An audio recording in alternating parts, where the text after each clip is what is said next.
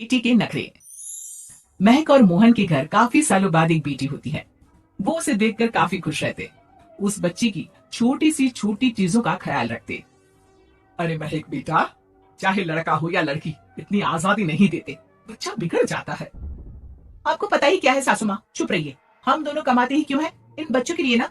देखिए तो कैसे प्यारे प्यारे पैरों से चल रही है, कितनी प्यारी लग रही है। अब मैं क्या इसके पैर काट कर बेड पर बिठा दूं इसे? अरे मैंने ऐसा तो नहीं कहा। मेरे कहने का मतलब ये था कि बस करो ना माँ, क्या सारा दिन टोका चाकी करती रहती हो। अरे करने दो ना जो कर रही है। दोनों मियाँ बीवी अपने अपने काम में लग जाते हैं और सास मंदिर चली जाती है, लेकिन बेटी सौम्या घर में तेल का डिब्बा लेकर फैला देती है। घर को तो मैं पराठे की तरह सेक दूंगी। मैंने सारा तेल फैला दिया, अब मैं इसे सेक दूंगी। महक कमरे में आती है जहाँ सारी तरफ तेल ही तेल फैला हुआ होता है।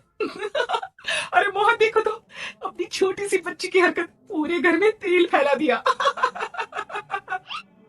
मोहन भी आकर हंसने लगता है।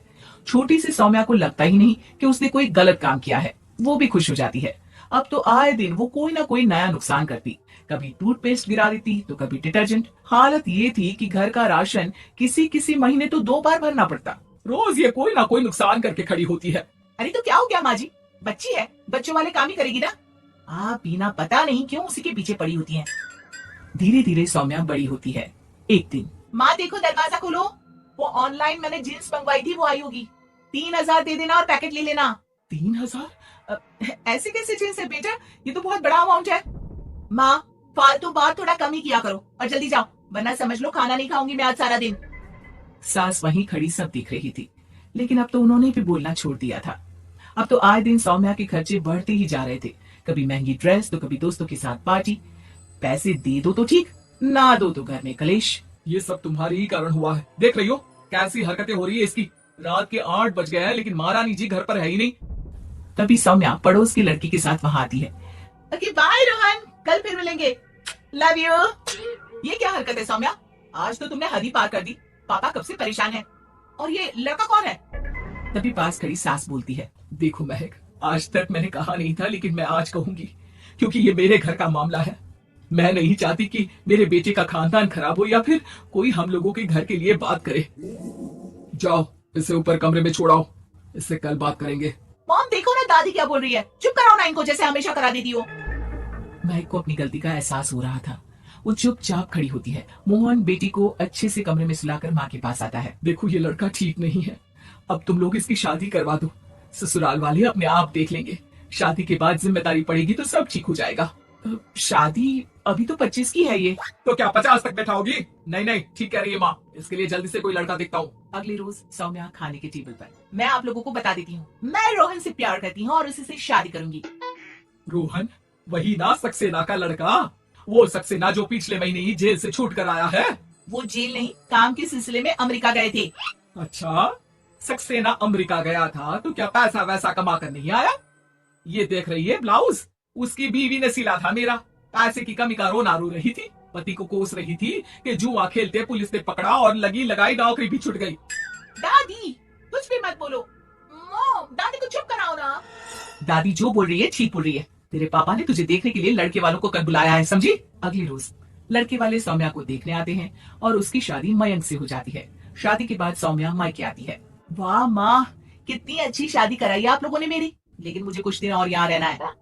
अरे बेटी ये तेरा ही तो घर है, जितनी मर्जी रहे। और क्या, दमाजी कैसे है? अरे वो मयंक नहीं आया, कल शादी, आज तो अकेले, सब ठीक तो है ना? महक एक बार फिर सास पर चढ़ बैठती है। अब बस करिए ना माँ जी, अब तो ज्यादा ही हो रहा है। माना आपकी कुछ बातें मैंने नहीं मानी, लेकिन अब ये मेरी बेटी मायके आई है तो क्या उसका मतलब यही कि वो लड़कर आई है?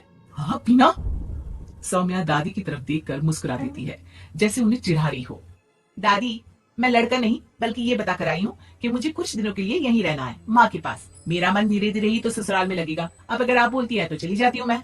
अरे नहीं नहीं बेटी, ये मतलब नहीं था तेरे दादी के बोलने का। सौम्या कमरे में चली जाती है और अगले ही पल जींस टॉप पहनकर बाहर आती है। माँ मैं ना अपनी सहेली के घर जा रही हूँ, आने में देर हो जाएगी, खाना मैं वहीं खा लूंगी।